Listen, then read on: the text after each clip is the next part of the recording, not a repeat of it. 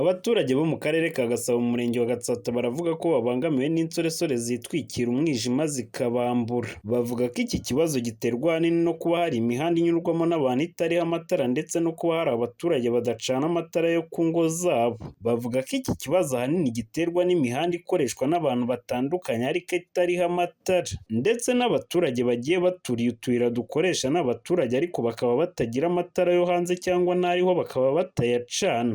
Atabahabona cyane cyane abantu bataha mu bice bya ruguru bagenda bafite ubwoba. Abamama bo saa 12 baba bamaze kuharenga, kuko birazwi ko abajura benshi bakunda kuryama mu biriya bishanga hano hepfo, bakunda gutegera abantu hano. Hari n'igihe bigeze kuhashyira icyapa ngo umuntu uzajya urenza saa 9 za nijoro agahura n'ibiza, ibyo biramureba ubwo atabona, ariko umuntu akaba yaturuka akaba yabona abantu bari imbere. Ingaruka nabo bagiraho kuko nabo baribwa, ariko cyane cyane bibwa ari ku manywa, dore ko n'ejo bundi nijoro hari umuturage watabaje abajura bari bagiye kumwiba, ariko byanze bikunze ni ba nyir'amazu batabigiramo uruhare kuko abenshi ni abakodesha. Ba nyir'amazu bashyizeho cyangwa ubuyobozi bukanguriye ba nyir'amazu gushyiraho amatara yerekeza ku muhanda, byaba byiza kurushaho nk'uko ibindi bice byose biba bimeze, ariko leta kuri aba bantu batuye hano nabo ubwabo bagenda nyine bafite ikibazo.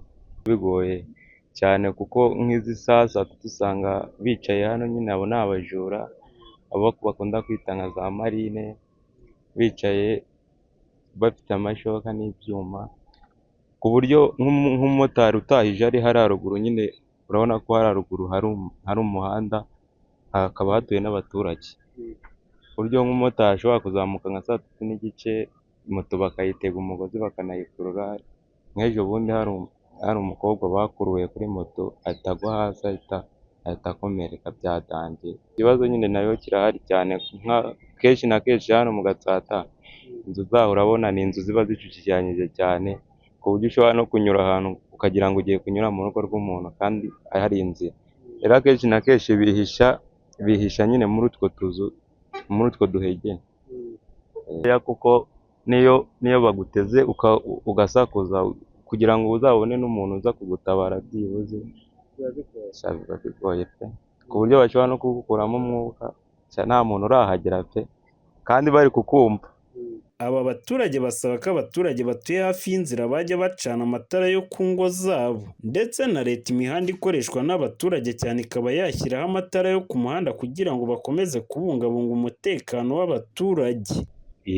Byaba byiza kurushaho bagiye bashyiraho amatara, kubera ko abantu b'abagizi ba nabi byanze bikunze batinya urumuri, bagenda ahantu hatagaragara cyane. Igisubizo rero numva byibuze baduhaye patrouille icamo nk'abapolisi cyangwa abasirikare, dore ko nta n'igihaca, byagabanya uko kwiyumva ko abasore bagenda bambura abantu muri ibi bice.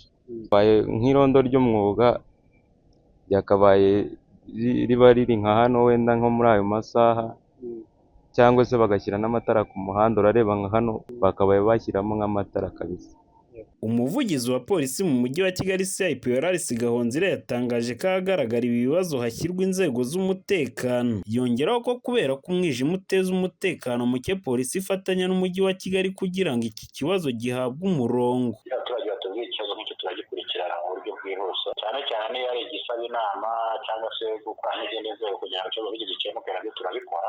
Gusa ariko icyo numva kirimo ni uko dushobora gukora n'izindi nzego, cyane cyane ubuyobozi bw'umujyi, kugira ngo niba koko ahantu amatara atagaragara neza bikaba byateza umutekano mukeya.